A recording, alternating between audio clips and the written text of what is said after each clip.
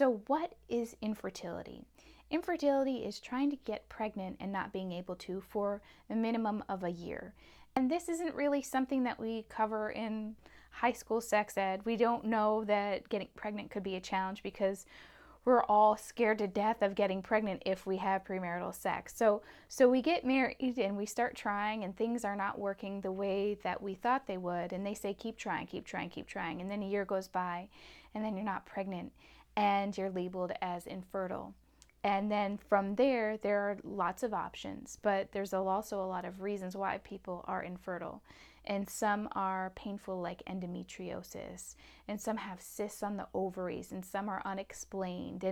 And all of it is emotionally and physically and spiritually draining and painful. And it's not the type of struggle that is just like in a bubble. It affects our whole lives. So for me personally, we had struggled for 7 years with infertility, and we struggled with questions like why, and we got bitter, and we got angry, and we got resentful, and we got frustrated, and we didn't understand because we are believers in the Lord and we know that He answers prayer. So we're praying and it's not equating to us getting pregnant, not even slightly.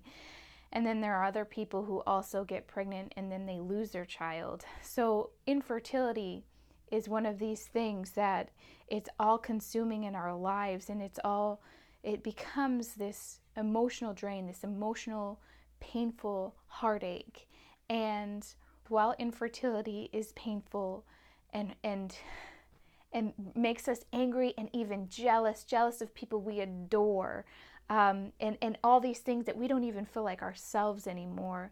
What I have found is that if we really can turn all of this pain, all of this anger and bitterness, and just say, okay, God, well, what does your word say? This infertility journey, it doesn't have to be so gut-wrenching and heart-wrenching. But for those of you that don't know what it's like, I wanted to share with you that in our flesh, in our mind, in our spirit, we're struggling. We're struggling to try and keep it all together. We're always waiting. We're always on a timeline. We're always just hoping, and it gets really hard. It gets really painful. So if you are not somebody who has struggled with infertility, I want to share with you statistically 1 in 8 people are. So if you're not, somebody else is. And it's just really helpful for you to be aware that this goes beyond, oh, when are you going to have a baby? Oh, we're just trusting the Lord. That's the most kind of safest answer that we can give. But if we really showed you, we would show you our hearts are just torn apart and we are broken on the inside, just desperate for this gift. But we know God can provide it. We know that God makes a way when there isn't a way.